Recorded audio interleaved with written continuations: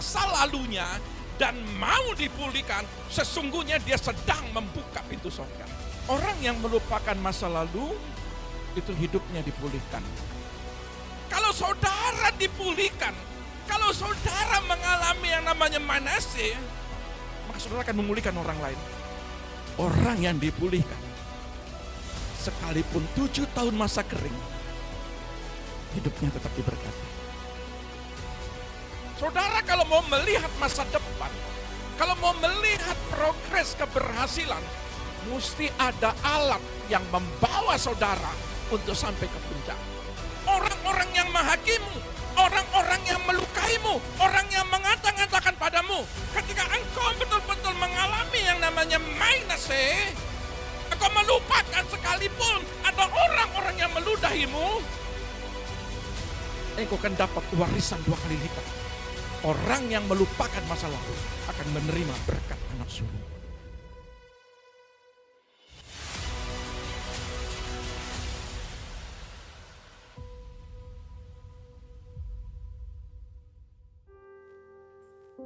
Engkau ya Yesus yang baik dalam kehidupan kami.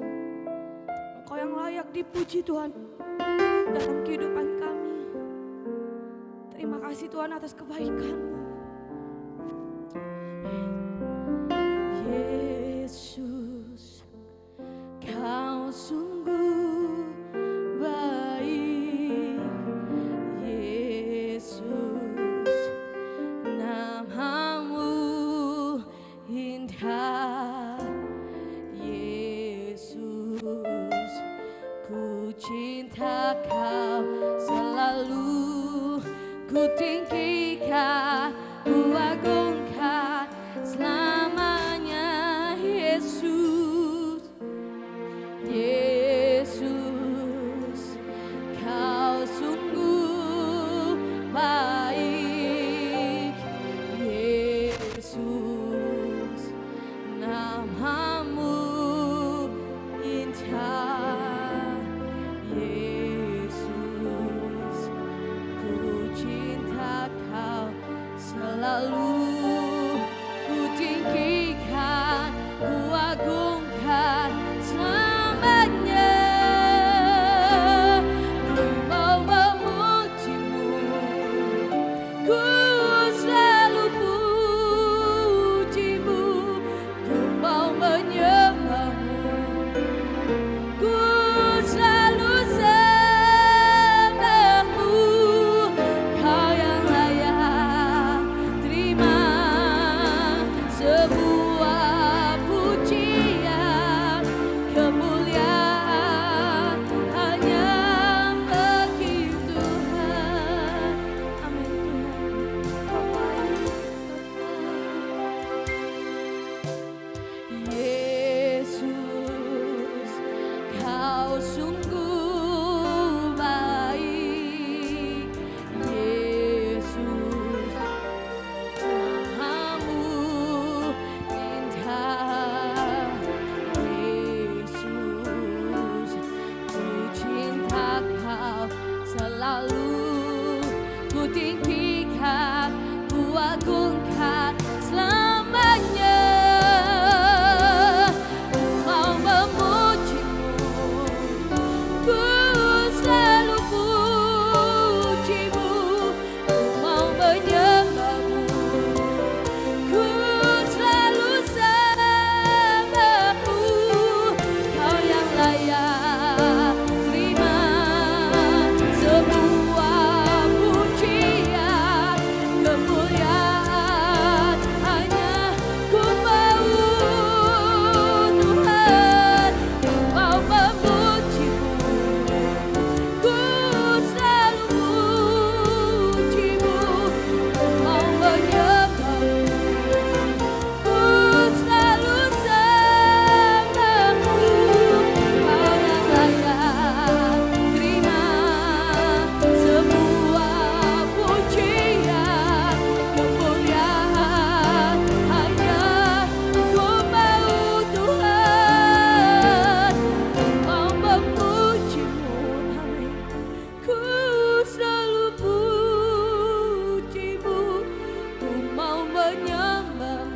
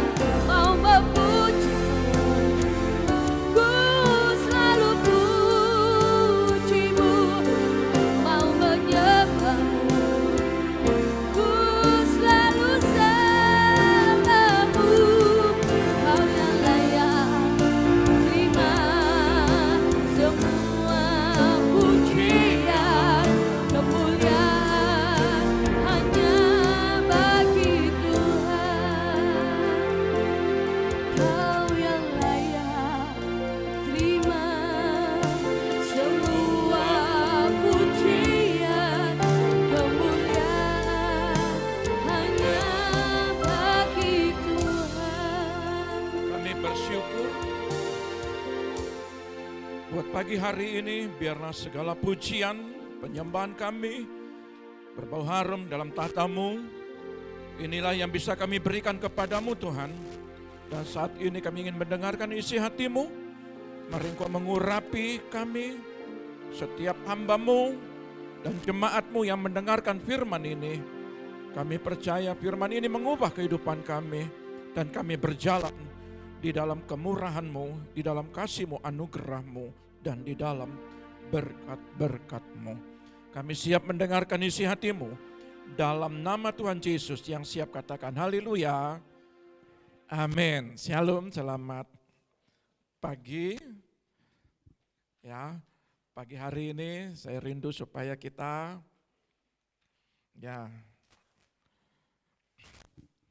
untuk menerima segala kebaikan Tuhan. Kemarin waktu kita ibadah padang memang hujan, kita lanjut lagi di sini. Ya, puji Tuhan, tidak mengurangi makna kebangkitan Tuhan, kenaikan Tuhan. Nah, saudara lihat, pagi hari ini saya ingin membagikan sebuah kebenaran firman melupakan masa lalu. Ketika kita melupakan masa lalu, maka kita sedang membuka pintu sorga. Pintu sorga belum terbuka, tapi ini terminologi. Ya, terminologi. Artinya perumpamaan. Ya, istilah. Memang sorga belum terbuka nanti pas saat penghakiman, tetapi saudara sedang membuka pintu berkat-berkat. Pintu kesembuhan, pintu pemulihan, kemurahan, kasih, anugerah, pertolongan. Itulah pintu sorga yang disiapkan bagi gereja Tuhan dan anak-anaknya. Maka ketika saudara melupakan masa lalu, itu akan menguntungkan saudara. Lalu apa sih kita berbicara tentang masa lalu? Mari kita buka dalam kebenaran firman Tuhan.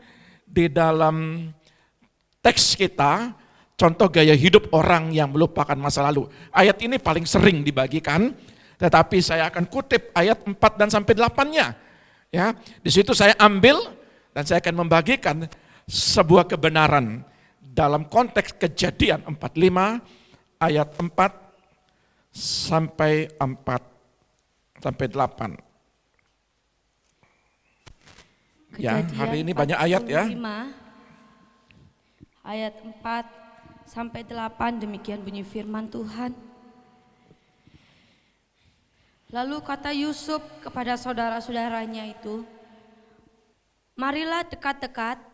Maka mendekatlah mereka, katanya lagi, "Akulah Yusuf saudaramu yang kamu jual ke Mesir. Tetapi sekarang janganlah bersusah hati dan janganlah menyesali diri." Jangan menyesali diri, ini tawaran Yusuf. "Karena kamu menjual aku ke sini, sebab untuk memelihara kehidupanlah Allah menyuruh aku mendahului kamu. Karena telah 2 tahun ada kelaparan dalam negeri ini, dan selama 5 tahun lagi orang tidak akan membajak atau menuai, maka Allah telah menyuruh aku mendahului kamu untuk menjamin kelanjutan keturunanmu di bumi ini dan untuk memelihara hidupmu sehingga sebagian besar daripadamu tertolong. Jadi bukanlah kamu yang menyuruh aku ke sini, tetapi Allah. Dialah yang telah menempatkan aku sebagai bapa bagi Firaun dan Tuan atas seluruh istananya dan sebagai kuasa atas seluruh tanah Mesir." Saudara yang terkasih, tema hari ini melupakan masa lalu. Saudara tahu bahwa orang yang melupakan masa lalu itu hidupnya dipulihkan. Kalau kita lihat betapa kehidupan daripada Yusuf ini, dia mengalami ketidakadilan di tengah-tengah keluarganya. Ini sering kita bagikan ya. Dijual, ya, dimasukkan sumur, dijual, masuk penjara, itu sudah sering. Tetapi saudara lihat, bagaimana contoh gaya hidup orang yang mengalami pemulihan, dia melupakan masa kelamnya. Dia melupakan apa yang di belakang. Dia melupakan orang-orang yang pernah melukai dia, bahkan begitu dalamnya. Yusuf mengalami yang namanya penderitaan yang berkepanjangan. Saudara tahu bagaimana manusia ketika mengalami suatu ketidakadilan, pasti ada sebuah dampak psikologis daripada kehidupannya untuk melihat bagaimana suasana hatinya, suasana keadaan, suasana penderitaan, suasana kehidupan sehari-hari. Memori ini rata-rata tidak bisa hilang. Rata-rata tidak bisa hilang. Yusuf memorinya dipulihkan karena Yusuf ini, saudara lihat, mau hidupnya seirama dengan hati Tuhan. Kata seirama ini, Tuhan sudah punya rencana. Rencana daripada Tuhan kepada Yusuf untuk memelihara bangsa yang besar. Maka dikatakan, jangan takut, jangan gelisah, sudahlah. Semua itu di-delete sama Yusuf. Dia lupakan. Dia berkata bahwa bukan karena engkau, ya, engkau hanya dipakai alat. Anda semua dipakai alat. Mungkin alat itu saudara-saudaranya, sama seperti Yusuf ini. Tetapi sesungguhnya Yusuf ini harus ada alat untuk menjadi orang besar. Saudara kalau mau melihat masa depan, kalau mau melihat progres keberhasilan, mesti ada alat yang membawa saudara untuk sampai ke puncak. Amin. Kalau saudara tidak mau sampai ke puncak, kalau Yusuf tidak mau sampai ke puncak, maka tidak akan pernah rencana Allah terjadi dalam hidupnya. Tetapi ketika dia sampai ke puncak, justru orang-orang terdekatnya dia menjadi alat untuk membawa dia memelihara bangsa yang besar. Saudara akan memelihara anak-anak saudara, generasi-generasi saudara, ya, rumah tangga saudara, orang-orang terdekat saudara. Saudara akan menjadi alat untuk apa? Untuk memelihara kehidupan jasmani, rohani. Jasmani dan rohani. Kalau jasmani tidak bisa, saudara dipakai jadi alat, bagaimana mungkin sebagai rohaninya? Rohani berbicara, saudara menjadi alat untuk mendoakan, untuk memberikan jawaban, untuk memulihkan, untuk mensuplai kebenaran firman Tuhan. Yusuf dipakai alat ini mempunyai sebuah tujuan bahwa gereja Tuhan harus melupakan apa yang terjadi di belakang. Dan Tuhan minta contoh Yusuf ini sangat baik. Contohnya bukan hanya dicatat di dalam firman yang tertulis atau kata-kata yang tertulis yang diuraikan dalam setiap kata-kata yang dicatat di dalam Alkitab. Tetapi saudara harus mau mengamplikasikan sama seperti Yusuf mengamplikasikan kepada orang-orang terdekatnya. Itu baru namanya melupakan masa lalu. Selama itu tidak bisa, berarti engkau sedang merubah rencana Allah terhadap keluargamu, terhadap pribadimu. Memang gak enak. Kami pun pernah mengalami tidak enak ketika ada alat-alat orang terdekat. Ya. Bahkan ada yang berkata, jadi pendeta ya. Sekarang dia bertobat ya. Coba lihat. Seharusnya mendukung dan mendoakan. Puji Tuhan dia dipulihkan, puji Tuhan dia menjadi berkat bagi orang lain. Justru enggak, kata-kata yang bilang, sudah bertobat dia. Dulu. Itu bukan orang jauh, orang terdekat. Coba lihat. Untuk dipulihkan saja masih dituding, apalagi hidup di dalam hidup semaunya. Kalau hidup kami itu menyakiti, melukai teman-teman dan saudara kami, yang dipulihkan saja mesti diginikan, apalagi yang tidak dipulihkan. Coba lihat, itu pengalaman kami. Jadi Yusuf ini pun dikatakan, bintang-bintang atau matahari atau berkas-berkas itu tunduk menghadap Yusuf. Pemimpi dia. Coba lihat. Rencana Allah begitu besar kepada Yusuf, tetapi saudara-saudaranya bilang, hai pemimpi. Ya, hai penghayal, begitu maksudnya ya. Coba lihat, ada banyak orang-orang yang tidak setuju rencana Allah itu terjadi dalam hidupmu dan berusaha menggagalkan. Ya, tetapi saudara perhatikan, Yusuf itu mengaplikasikannya. Bagaimana cara mengaplikasikannya? Kejadian 41 ayat 51. Ini aplikasinya.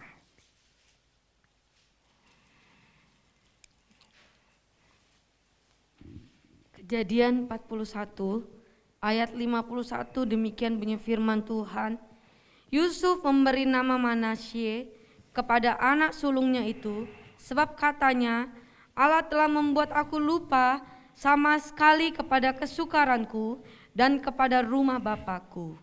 Saudara perhatikan, di dalam terjemahan Ibraninya, Manasye ini maksudnya adalah Allah membuat aku lupa.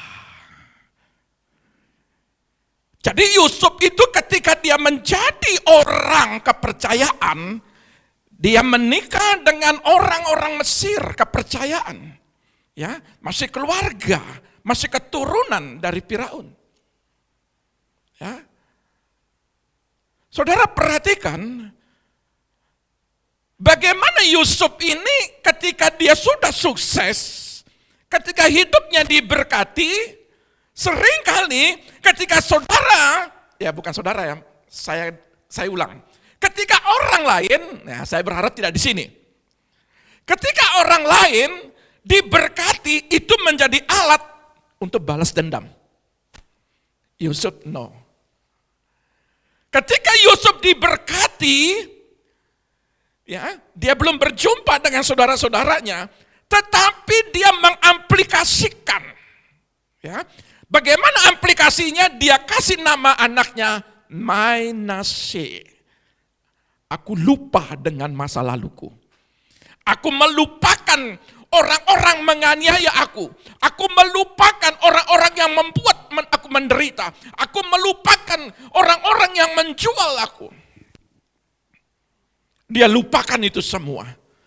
Jadi kata lupakan ini, anak yang sulung dikasih nama Manasye. Itu sikap hati. Bukan sekedar dia delete di pikirannya, tetapi dia mengaplikasikan. Bisakah saudara mengasih nama anak saudara? Nama anak yang saudara benci. Oh, mungkin namanya mungkin Lukas. Nah, gitu ya, Lukas di Alkitab. Dia itu melukai. Atau Yehuda. Nah, ada nama Yehuda. Yehuda ini melukai, dia menjual aku. Ketika anakku lahir, aku tidak akan, keturunanku tidak kasih nama Yehuda, umpamanya begitu. Bisakah saudara mengasih nama, kata-kata, justru orang yang membenci saudara, lalu saudara kasih nama, itu sulit. Apalagi kasih nama, Manasye. Aku lupakan semua. Coba lihat. Ayat ini berkata, karena Allah telah membuat aku melupakan segala kesengsaraan masa mudaku. Firman Allah yang hidup. Jadi semua masalah-masalah masa mudanya dia betul-betul clearkan. Betul-betul dia delete. Saya berharap pintu sorga terbuka. Kalau saudara melupakan kehidupan masa lalu. Masa lalu itu bukan tahun 2 abad yang lalu atau 1 abad yang lalu. Yang kemarin juga masa lalu. Ya, masa depan itu, hari ke depan itu adalah masa depan. Masa kemarin juga masa lalu. Saya berharap gereja Tuhan, karena Allah telah membuat aku melupakan segala kesengsaraan, intimidasi, persoalan, apalagi hal-hal yang tidak enak yang di belakang, aku akan melupakan sejak daripada masa muda sampai sekarang. Saudara perhatikan di dalam terjemahan bahasa Inggrisnya di sini ada, certainly God has made me forget all. Bagus sekali dia, Net Bible. all my trouble. Semua masalah-masalah. Jadi nggak ada setengah. All my trouble. Harus di-delete. All my trouble. Dikatakan I forget. Saya lupakan semua. Bisakah? Kita mau buka pintu sorga ini. Terminologinya kita mau buka ini pintu sorga. Tetapi persyaratan adalah bagaimana Yusuf. Yusuf tidak akan bisa hidup diberkati kalau ini nggak dilaksanakan dulu. Ya, makanya kenapa kita mengalami kesulitan menyentuh pintu sorga, menyentuh. Ya, saudara perhatikan, orang yang melupakan masa lalunya dan mau dipulihkan, sesungguhnya dia sedang membuka pintu sorga. Amin. Istri yang melukai, suami yang melukai, itu masa laluku.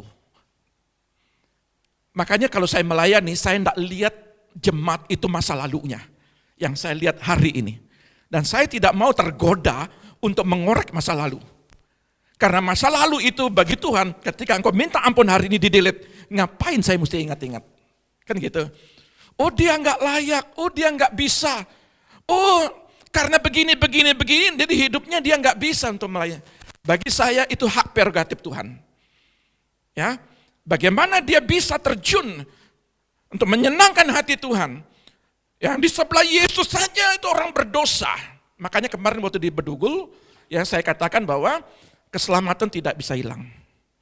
Tetapi ayat kata yang lain juga, kerjakan keselamatanmu takut dan gentar. Jadi kalau saudara tidak mengerjakan takut dengan gentar, nanti saudara berurusan dengan Tuhan. Ya, kami hanya menjalankan. Kadang-kadang kan orang itu kan terintimidasi. Waduh, dosa besar, dosa kecil juga sama. Saya nggak membunuh, saya nggak mencuri, tapi saya ngomongin orang. Loh bagaimana saya bisa tidak masuk surga? Itu hak prerogatif Tuhan. Saya tidak mau masuk area itu. Bagi saya adalah, bagi kami pribadi, siapapun saudara datang kepada Tuhan, saudara akan diampuni dan dipulihkan. Itu yang benar. Tetapi ketika saudara dipulihkan, nah bagianmu mengerjakan, nah itu saudara berurusan dengan Tuhan. Bagi kami tidak boleh mengintimidasi saudara.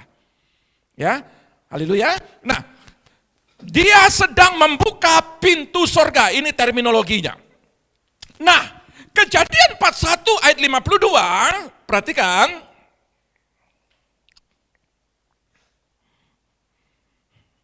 Ya, 52-nya. 52. Dan kepada anaknya yang kedua diberinya. Anaknya yang kedua diberi nama Efraim. Ya. Sebab katanya, Allah membuat aku mendapat anak dalam negeri kesengsaraanku. Nah, kalau kita lihat dalam terjemahan baru, bukan saya berkata bahwa terjemahan baru tidak baik. Ini sudah disahkan ya oleh lembaga Alkitab. Benar. Tapi kita harus mencari ayat-ayat pendukung untuk mengerti maksud daripada ayat ini. Ya, maka di dalam terjemahan bahasa Ibrani-nya, ya, saudara lihat Efraim itu Efraim. Efraim itu artinya berbuah ganda atau berbuah-buah. Ketika Yusuf dikatakan Manase, ya, ketika Yusuf melupakan masa lalunya, maka dia melangkah kepada Efraim. Orang yang dipulihkan, orang yang Manase, orang yang dipulihkan, dia akan melangkah bukan sampai di pemulihan, bukan sampai di Manase, tetapi dia melangkah sampai di Efraim. Sampai berbuah-buah. Ya, kalau saudara berbuah-buah, saudara akan melihat wajah. Saudara akan melihat kehidupan. Saudara akan melihat aplikasi. Maka anak kedua, ketika Yusuf sudah melupakan, dia sukacita ketemu saudara-saudaranya. Makanya dia berkata, aku Efraim. aku berbuah-buah. Bisa? Haleluya. Dicoba. Enggak bisa, dicoba lagi. Enggak bisa, dicoba lagi. Memang berat. Ya, tetapi kalau saudara mau mencoba, saudara akan berbuah-buah. Nah, kata berbuah ganda ini bagus sekali. Ya, ini double porsi. Ganda. Semua double porsi. Nah, saudara kita perhatikan dalam hal apa ketika kita Efraim. Ya, ketika saudara sudah membaca firman, saudara sudah mengaplikasikan, saya sudah mengampuni, oke saya sudah mengampuni, maka saudara harus menunjukkan buah daripada pemulihan itu. Tunjukkan itu. Nah, perhatikan baik-baik. Yang pertama saudara, karena Allah telah membuat aku makmur di tanah perhambaan katanya. Firman Allah yang hidup. Kalau firman yang Allah yang hidup, ya, kalau di ayat 52 di sini dikatakan, dan kepada anaknya yang kedua diberi namanya Efraim, sebab katanya Allah membuat aku mendapat anak dalam negeri kesengsaraanku.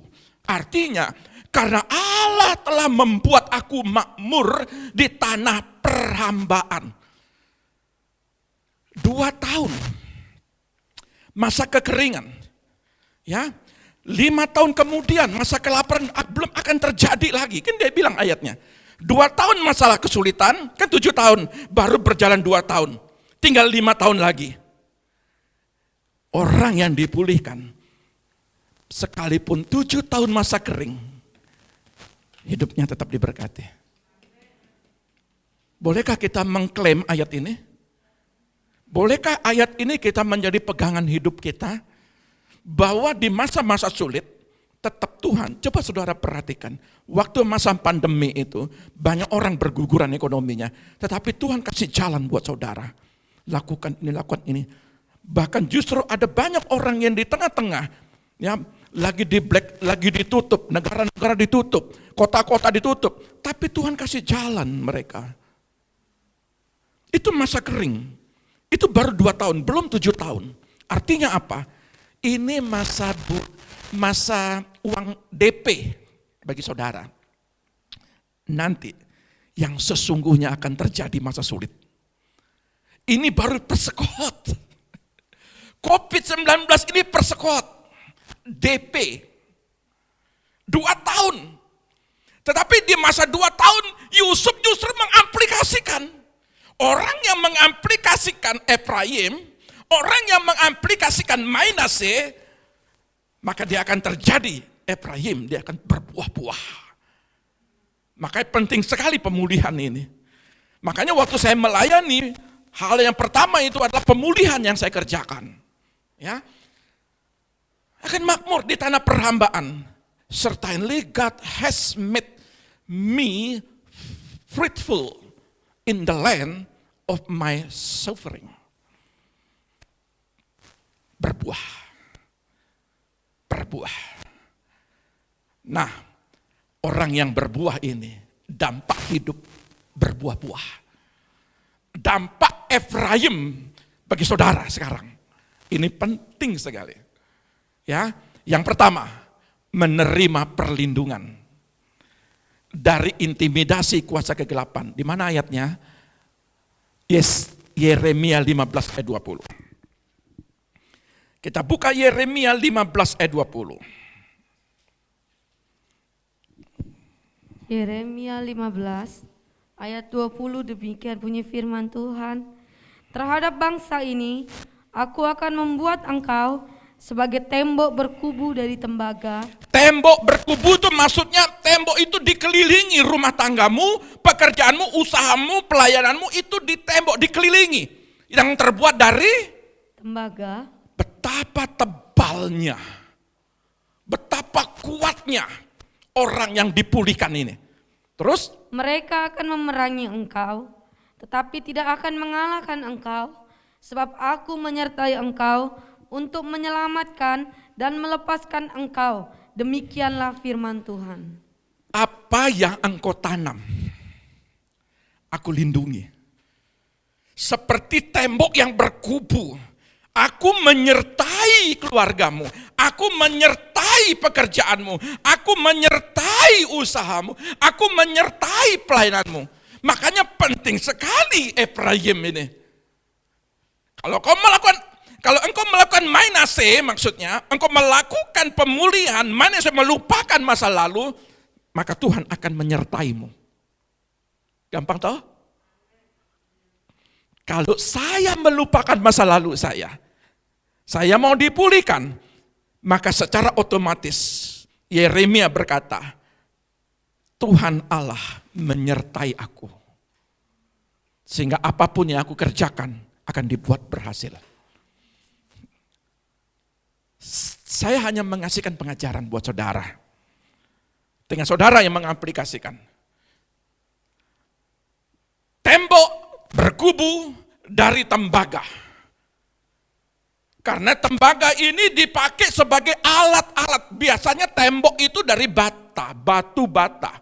Tetapi saudara tidak melihat tembok yang kuat, yang tebal, itu adalah tembok dari surga. Dengan pasukan-pasukan malaikatnya. Dia memagari saudara.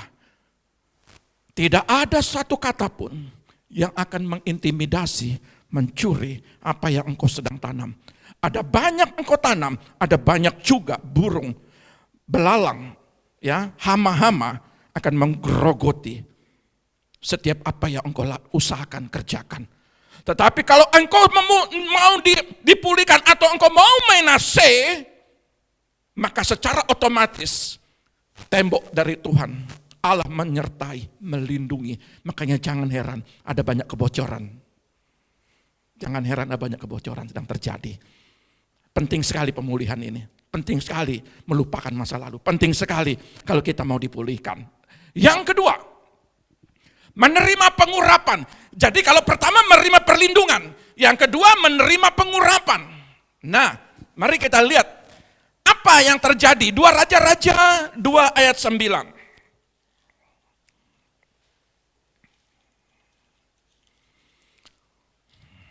2 Raja-Raja 2 ayat 9, demikianlah firman Tuhan. Dan sesudah mereka sampai di seberang, berkatalah Elia kepada Elisa, mintalah apa yang hendak kulakukan kepadamu sebelum aku terangkat daripadamu. Jawab Elisa, biarlah kiranya aku mendapat 2 bagian dari rohmu. Saudara lihat, kalau ayat selanjutnya terus 10. Ayat 10, berkatalah Elia, yang kuminta itu adalah sukar, tetapi jika engkau dapat melihat aku terangkat daripadamu, akan terjadilah kepadamu seperti yang demikian, dan jika tidak, tidak akan terjadi. Elisa ini orang yang dipulihkan. Dia ini orang kaya. Dia punya ladang, dia punya lembu. Itu dia tinggalkan semua. Karena apa? Karena dia fokus kepada roh, kepada pengurapan. Maka seketika saudara terjadi pengurapan, ayat itu pada waktu Elia itu terangkat ya ke sorga, pakaiannya itu jatuh. Ketika pakaiannya jatuh, Elisa coba, dia pukul sungai, sungai itu terbelah. Perhatikan baik-baik. Kalau saudara dipulihkan, kalau saudara mengalami yang namanya manase, maka saudara akan memulihkan orang lain. Sulit sekali kalau saudara mau melayani Tuhan, kalau hati saudara nggak dipulihkan. Sulit. Makanya roh itu akan transfer. Pemakaian itu akan transfer. Ini menjadi catatan buat para pelayan-pelayan Tuhan. Menjadi catatan buat hamba-hamba Tuhan. Kalau mereka tidak hidup dipulihkan, dia masih benci kepada orang lain. Sekalipun dia khotbah, orang lain akan tidak mengalami perubahan. Karena apa? Tidak ada kuasa yang keluar dari mulutnya. Tetapi berbeda. Bagaimana Elia, bagaimana Elisa? Ketika Elisa sudah dilihat, kalau engkau melihat, arti kata melihat ini adalah, itu connect, spiritnya connect dengan Elia, spiritnya connect dengan sorga. Maka setiap orang yang connect dengan sorga, Kata connect dengan sorga adalah hidup masa lalu dipulihkan, maka ketika dia connect dengan sorga, dia bisa melihat tiba-tiba turun pengurapan itu terjadi. Tanpa didoakan, tanpa ditengking-tengking, tanpa diusir-usir kuasa kegelapan.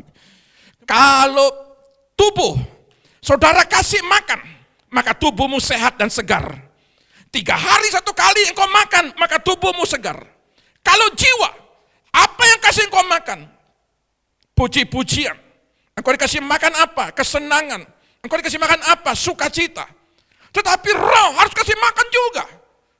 Rupa-rupanya rohaninya kurus, saya bilang. Kenapa ibu ini rohaninya kurus, bukan ibunya kurus? Tetapi rohaninya ibu kurus, kenapa? Karena dengar firman itu sedikit sekali. Iman timbul dari pendengaran akan firman Tuhan.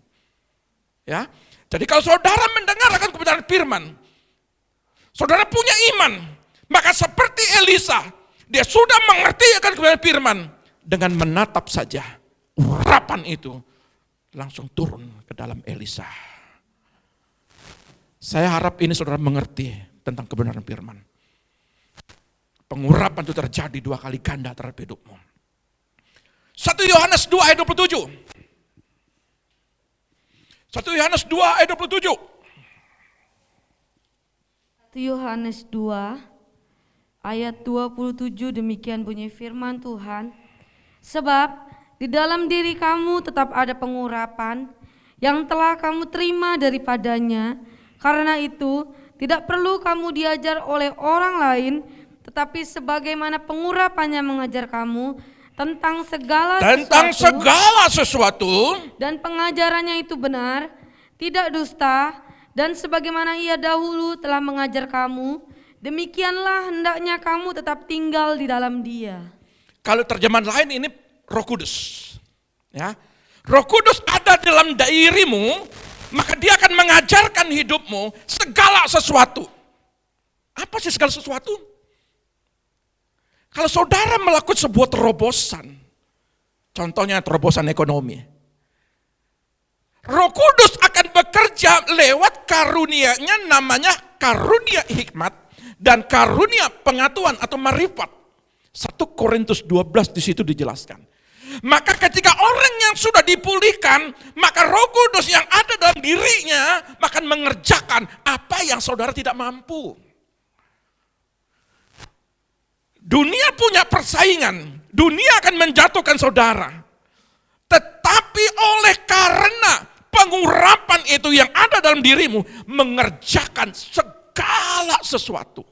Dan engkau tidak perlu sebenarnya diajar orang lain, Roh Kudus akan mengajarmu. Tapi karena kita punya masa lalu yang masih simpan, maka dia tidak berfungsi dengan baik. Apapun yang kau kerjakan, kadang-kadang oleng. Ya, murid-murid Yesus itu aja pergi di dalam lautan, oleng, ada badai, dia bingung. Yesus, kenapa engkau tidur? Coba lihat ini. Kita mau tenggelam, kita mau mati. Banyak orang mengalami hal ini. Padahal di dalam dirinya itu ada Roh Kudus yang mengajarkan segala sesuatu, termasuk apapun yang kau kerjakan hari ini. Apapun yang kau usahakan hari ini, apapun yang engkau pandang dalam masa depan, yang engkau punya pikiran untuk mengerjakan bagi anak-anakmu, buat masa depan anak-anakmu, Roh Kudus akan menuntun anak-anak saudara. Ayat ini bilang, tidak perlu kita diajar. Roh Kudus sudah mengajarkan, cuma ada persoalan. Ya, menerima pengurapan. Yang ketiga, menerima porsi ganda berkat atau kemakmuran. Ya, saya tidak mengajar teori kemakmuran, tetapi saya mau mengajarkan kepada saudara bahwa Tuhan juga memberkati saudara. Tapi satu syaratnya adalah mainase, lupakan masa lalumu. Ulangan 21 ayat 17. Ya, kita harus cari pendukungnya ayat-ayat ini. Ulangan 21 ayat 17. Ulangan 21 ayat 17. Demikian bunyi firman Tuhan. Tetapi ia harus mengakui anak yang sulung, anak dari istri yang tidak dicintai itu, dengan memberikan kepadanya 2 bagian dari segala kepunyaannya, sebab dialah kegagahannya yang pertama-tama, dialah yang mempunyai hak kesulungan. Saudara, anak sulung itu orang Israel. Kita ini seperti yang namanya anak tiri. Tetapi oleh karena Yesus, kita diambil menjadi anak sulung, dan ketika kita menerima juga anak sulung, berkat anak sulung. Berkat anak sulung, kalau aturan Yahudi adalah yang paling pertama yang menerima segala kebaikan, keberkatan dan berkat. Makanya perebutan anak sulung ini bagaimana Yakub itu mensikut Esau untuk merebut hak kesulungan. Ya. Ada berapa banyak di sini? Seperti kalau kita Yusuf, kalau kita lihat terjemahan yang lain, ya dalam ayat yang lain, Yusuf ini menerima hak kesulungan karena Ruben membuat sebuah kesalahan. Ruben membuat kesalahan dan dia tidak mau dalam pemulihan, maka yang diambil itu Yusuf menjadi anak sulung. Coba lihat berkat anak sulung. Walaupun Yusuf masih anak yang ke-11, tetapi berkat sulung jatuh kepada dia. Ingat baik-baik, orang yang tidak mau dipulihkan, dia kehilangan berkat anak sulung. Berkat anak sulung itu berbeda dengan berkat anak bungsu. Berkatnya berbeda. Dan saudara perhatikan, bukan berarti saudara anak kecil tidak diberkati. Bukan begitu pengertiannya. Tetapi kalau saudara betul-betul mau dipulihkan, kakaknya tidak mau dipulihkan, maka berkat itu jatuh kepada yang bungsu. Amin. Berarti orang yang main nasi akan menerima berkat anak sulung. Orang yang melupakan masa lalu akan menerima berkat anak sulung. Berkat anak sulung itu dia kerjanya tidak. Coba lihat, sejak dari kandungan, maka anak yang besar akan menjadi hamba daripada anak yang kecil. Betul kan? Waktu Yakub dalam kandungan, Yakub sama Esau dalam kandungan ibunya, itu sudah ada nubuatan. Saudara, nubuatan itu terjadi dalam hidup saudara. Kalau saudara mau melakukan yang namanya Ulangan 21:17. Mazmur 126 ayat 4-6. Mazmur 126 ayat 4-6 demikian bunyi firman Tuhan. Pulihkanlah keadaan kami ya Tuhan, seperti memulihkan batang air kering di tanah negap. Orang-orang yang menabur dengan mencucurkan air mata akan menuai dengan bersorak-sorai. Orang yang berjalan maju dengan menangis sambil menabur benih pasti pulang dengan sorak-sorai sambil membawa berkas-berkasnya. Saudara tahu tanah Negeb artinya padang gurun, padang pasir. Orang yang mau dipulihkan, maka muncul dalam terjemahan lain, maka akan Tuhan pulihkan seperti sungai di padang pasir. Mana ada sungai di padang pasir? Tapi Allah akan melakukannya kalau saudara mau dipulihkan. Makanya kenapa orang yang menabur dengan bercucurkan air mata akan menuai dengan sorak-sorai. Sampai hari ini kami mengalami yang namanya sukacita. Kenapa? Setiap Senin, Selasa, Rabu, Kamis, Jumat, kecuali Sabtu, kami menabur dengan air mata. Dimanapun orang mengalami kesulitan, belenggu-belenggu, kami hadir menabur firman. Makanya orang yang menabur firman, orang yang menabur dengan mendoakan, orang yang menabur dengan melayani, suatu kelak dia akan bersorak-sorai. Dia akan menerima mahkota apa yang dia layani. Repot kalau saudara sudah dipercaya, saudara tidak mau menabur. Kebaikan-kebaikan Tuhan akan terjadi dalam hidupmu. Yang saya takutkan adalah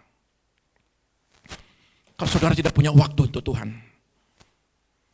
Yang saya takutkan adalah seperti itu. Dan saya selalu konsultasi ya, dengan beberapa juga teman, dan tidak sedikit ada dokter. Kita ini umur manusia itu semua di mana-mana. Semakin faktor U ini bertambah, maka fungsi, kemarin saya lihat di Google, maka fungsi organ-organ tubuh itu menurun. Doa-doa. Kalau dulu kita jaga makanan, enggak jaga makanan enggak apa-apa. Kalau sekarang betul-betul kita jaga makanan. Kita jaga makanan aja kadang-kadang kita mengalami kelemahan. Tapi saya mau kasih tahu, di dalam kelemahanku, di situ ada kekuatan Tuhan. Makanya ketika kami mau melayani, kami sedang menabur waktu. Kami tabur waktu. Maka kami akan bersorak dengan waktu yang telah diberikan. Kamu akan dapatkan mahkota. Apa yang kau tabur hari ini? Bukan sekedar berkat. Berkat juga menentukan. Kalau engkau menanam, kau akan berbuah-buah ganda. Engkau tabur itu. Tidak ada orang yang menabur, tidak mencucur, walaupun dia mencucurkan air mata, dan dia tidak menuai. Tidak ada satu orang pun, ketika dia menanam pohon, dia tidak menerima buahnya. Kalau engkau takut, engkau tidak akan melihat buah-buahnya. Waktu kita pelayanan kemarin, bukan kita melihat, wah Pak Pendeta luar biasa, tidak. Berkat saudara, kita salurkan juga kepada orang yang sakit. Orang yang dalam pemulihan, orang yang dalam mungkin kekurangan. Kenapa? Karena kita percaya, apapun yang kita tabur, maka Tuhan akan terus mencukupkan pundi-pundinya. Bayangkan kemarin itu juga, berapa banyak yang saudara lakukan, ternyata cuma berapa jam kita di Bedugul, tapi saudara sudah menabur sukacita. Saudara sedang menabur itu semua. Percayalah, tidak akan pernah sia-sia. Maka di dalam ayat ini, pulihkanlah tanah Negeb. Pulihkan aku Tuhan, yang mengalami kekeringan, mengalami padang pasir. Mungkin aku mengalami kekeringan rohani, pulihkan aku Tuhan. Tuhan bilang, Mainaseh, aku akan berikan sungai kehidupan, asalkan engkau Mainaseh, lupakan yang di belakang. Maka tanah kering, di situ akan muncul air, sumber-sumber air. Makanya tidak heran, apapun yang engkau tabur, dia berbuah. Karena apa? Dari pihakmu engkau minta pemulihan, engkau Manase. Dari pihak Tuhan, tanah Negeb akan dipulihkan, disemburkan. Akan diberikan sungai, diberikan aliran-aliran sungai, diberikan sumur-sumur, diberikan yang namanya sumber-sumber air. Hebatnya pemulihan ini. Lakukan itu. 4. Menerima kehormatan ganda.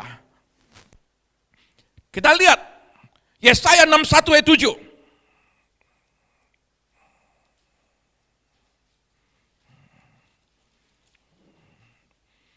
Yesaya 61 ayat 7, demikian bunyi firman Tuhan. Sebagai ganti, bahwa kamu mendapat malu 2 kali lipat, dan sebagai ganti noda dan ludah yang menjadi bagianmu, kamu akan mendapat warisan 2 kali lipat di negerimu, dan sukacita abadi akan menjadi kepunyaanmu. Yusuf mengalami namanya penderitaan.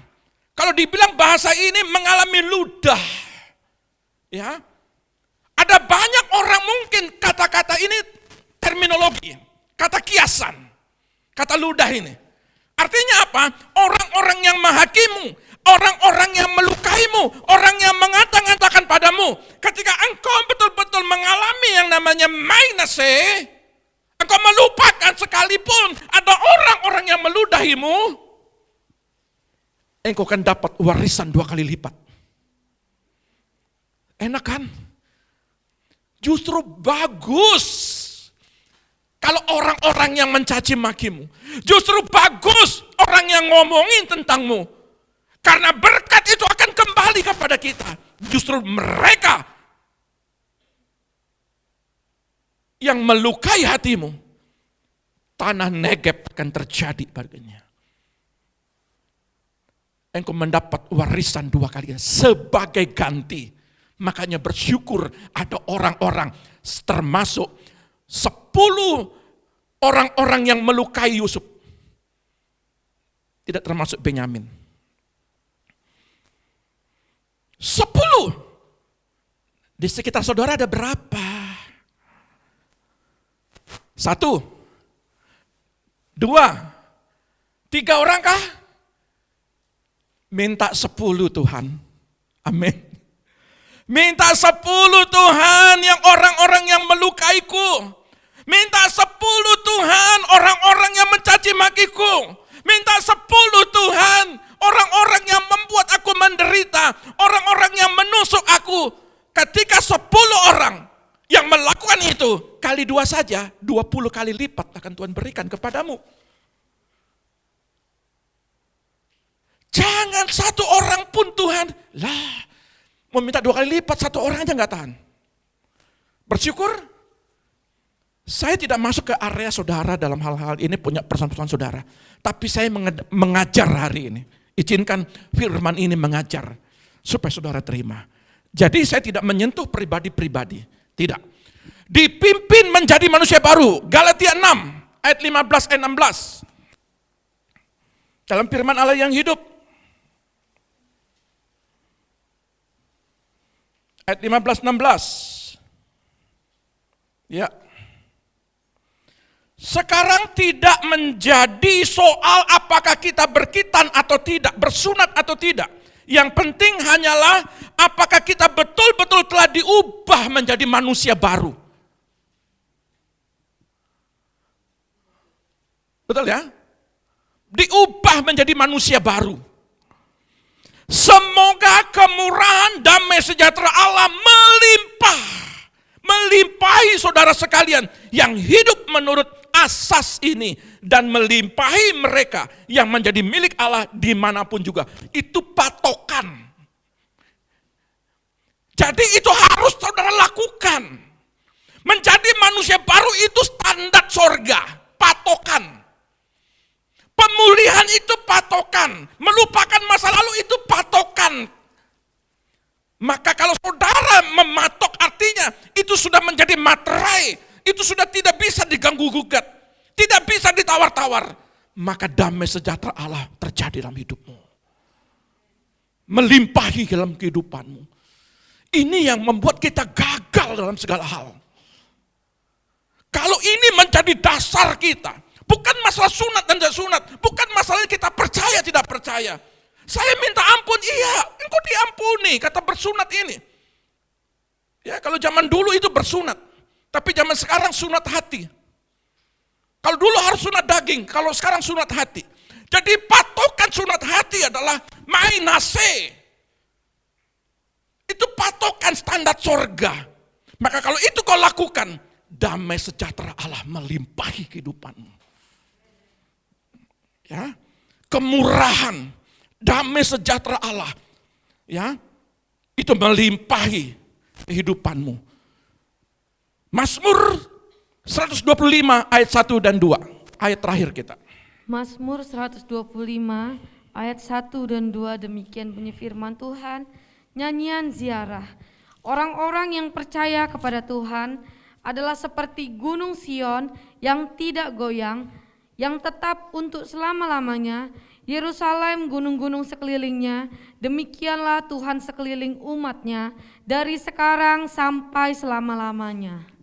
Orang yang mau melupakan, orang yang mainase, orang-orang yang percaya kepada Tuhan dan dipulihkan, maksudnya adalah seperti gunung Sion yang tidak akan goyah, yang tetap untuk selama-lamanya. Yerusalem, gunung-gunung di sekelilingnya, demikianlah Tuhan sekelilingnya umatnya dari sekarang sampai selama-lamanya. Dia akan naik terus, dia akan naik terus. Apa yang dia kerjakan naik terus, akan naik terus. Dan tidak pernah goyah selama-lamanya. Orang yang Manasye maka akan menerima Efraim sampai selama-lamanya. Inilah yang dilakukan Yusuf. Bukan sekedar dia melupakan saudaranya, tetapi dia aplikasikan ketika dia punya anak, itu menjadi ukuran, menjadi lukisan hidupnya, menjadi lukisan hatinya. Dia kasih lihat kepada orang lain, ini loh Manasye anakku, itulah hatiku. Ini loh yang aku Manasye, aku menerima Efraim. Dampak daripada Manasye, aku menjadi Efraim. Dampak saudara dipulihkan, saudara akan menerima buah-buah 2 kali ganda. Tuhan Yesus memberkati.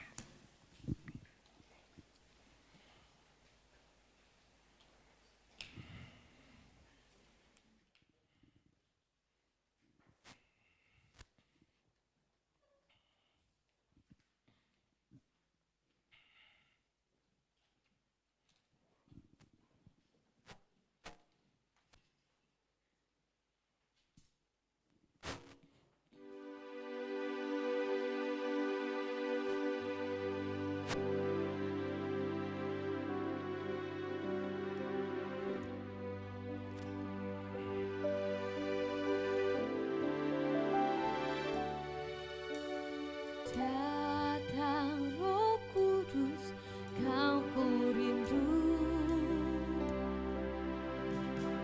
Dengan minyak yang baru urapiku, mengalir penuhiku, mengalir pulihkanku. Bebaskan hidupku. Datang Roh Kudus, datang Roh Kudus, kau ku rindu. Dengan minyak yang baru urapiku, mengalir penuhiku, mengalir pulihkanku. Kuasamu bebaskan hidupku. Satu yang ku rindu, bersekutu denganmu. Bawaku lebih lagi tinggal di dalammu, nikmati hadiratmu, jamalah seluruh hidupku. Urapanmu mengubah hidupku. Satu yang ku rindu, bersekutu denganmu. Bawaku lebih lagi tinggal di dalammu, nikmati hadiratmu, jamalah seluruh hidupku. Urapanmu mengubah hidupku. Inilah Roh Kudus. Bawalah umatmu. Roh Kudus, pulihkan hati kami. Datanglah Roh Kudus. Datang Roh Kudus, Kuasailah hati kami. kau ku rindu. Kerinduan kami adalah Roh Kudus, pulihkan kami. Dengan minyak yang baru Urapiku, mengalir, mengalir penuhiku, mengalir pulihkanku. Kuasamu bebaskan hidupku. Datang Roh Kudus, datang Roh Kudus, kau ku Kami rindu Tuhan. Minyak yang baru urapiku mengalir penuhiku, mengalir pulihkanku. Kuasamu bebaskan hidupku. Satu yang ku rindu, bersekutu denganmu. Bawaku lebih lagi tinggal di dalammu, nikmati hadiratmu, jamalah seluruh hidupku. Dengan imanmu, dengan kesungguhan hatimu, oh satu yang ku rindu, bersekutu denganmu. bawaku lebih lagi tinggal di dalammu, nikmati hadiratmu, jamalah seluruh hidupku. Urapanmu mengubah hidupku.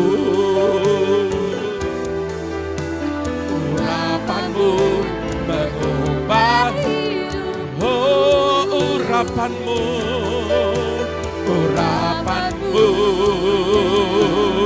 mengubah hidupku.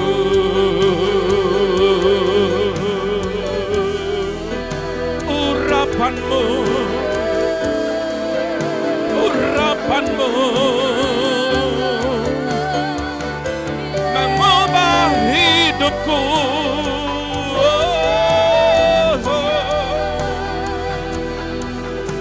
Urapanmu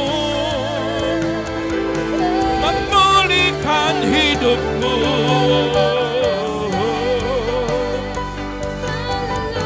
Urapanmu mengubah hidupku.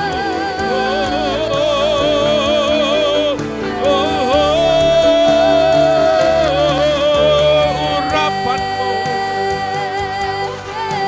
mengubah hidupku.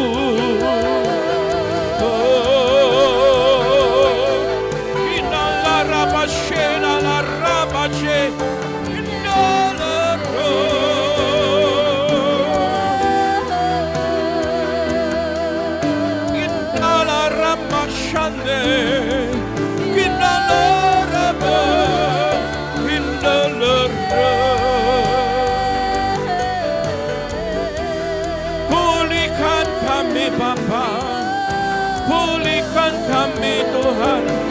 Indalah Rabashande.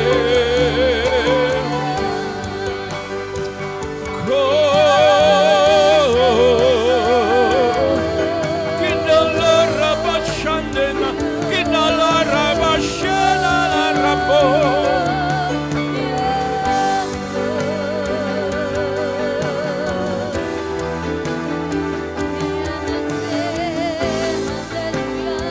Kidala rabaya sakatakan, kidala rabaya sakatakan, kidala rabaya sakatakan, kidala rabaya sakatakan, kidala rabaya sakatakan, kidala rabaya sakatakan.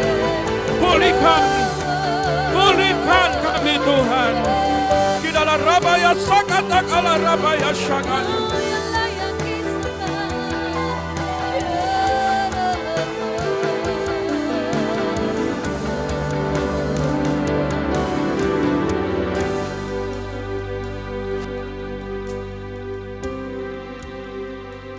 Satu yang ku rindu, bersekutu denganmu.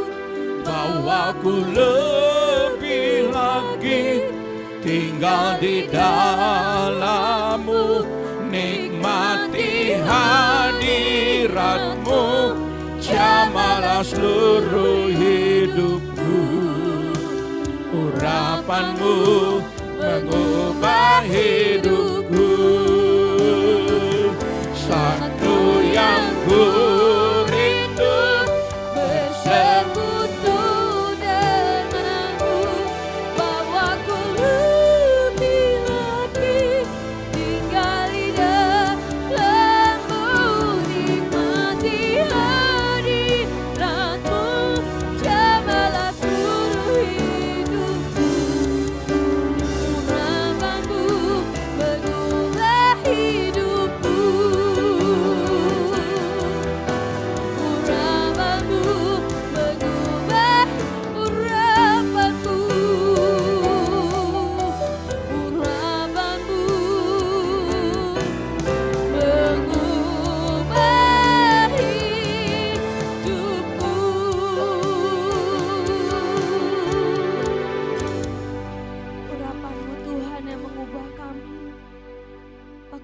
Tuhan-Mu Tuhan yang sanggup memulihkan kehidupan kami Bapa.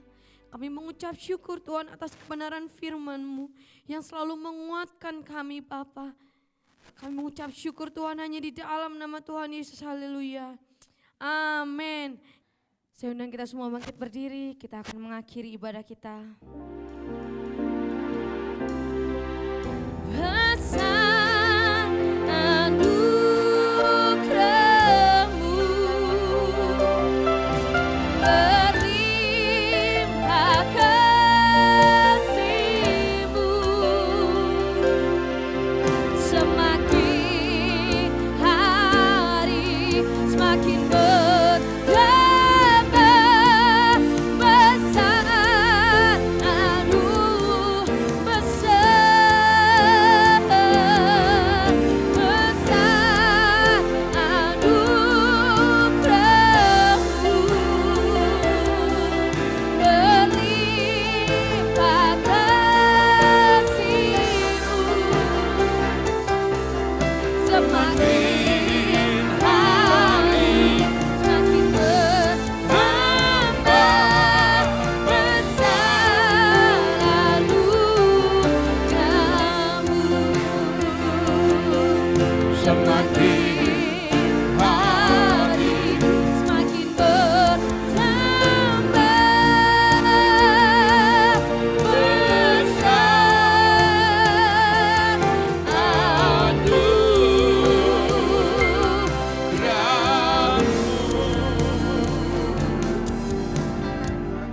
Terima kasih. Akhir daripada ibadah ini semua campur tangan-Mu. Bapakku yang baik, umat-Mu saat ini akan berbuah-buah. Bahkan mereka akan berbuah lebat. Apapun yang mereka kerjakan, mereka akan memetik buah dari apa yang mereka tanam. Hamba percaya dalam kebenaran firman-Mu, tanah Negeb Engkau ubah menjadi sungai kehidupan. Sumber-sumber air akan keluar dari setiap pribadi lepas pribadi. Kami akan remakan dan kami akan lakukan karena janji-Mu ya dan amin. Berkati jemaat-Mu yang hari ini hadir dan yang tidak sempat hadir, dan mereka yang ada dimanapun Engkau memberkatinya. Berkati yang sakit Engkau sembuhkan. Berkati orang yang kesulitan, Engkau memberkati menjadi hidup dalam berkelimpahan. Angkatlah kedua tangan-Mu, terimalah berkat daripada Bapa Sorgawi. Berkatilah keluarga kami Tuhan. Diberkatilah jadinya. Berkatilah kesehatan kami, jadilah kami sehat. Diberkatilah pendidikan kami, jadilah kita semua sukses. Berkati setiap apapun yang dikerjakan anak-anak-Mu. Setiap lumbung-lumbungnya Engkau berkati. Apapun yang dikerjakan Engkau buat berhasil. Setiap kaki mereka melangkah kemanapun, mari Engkau tuntun dan Engkau memberkati. Biarlah sukacita Allah melimpah dalam kehidupan kami semua. Di dalam nama Tuhan Yesus yang diberkati, katakan hari ini haleluya. Amin. Tuhan Yesus memberkati.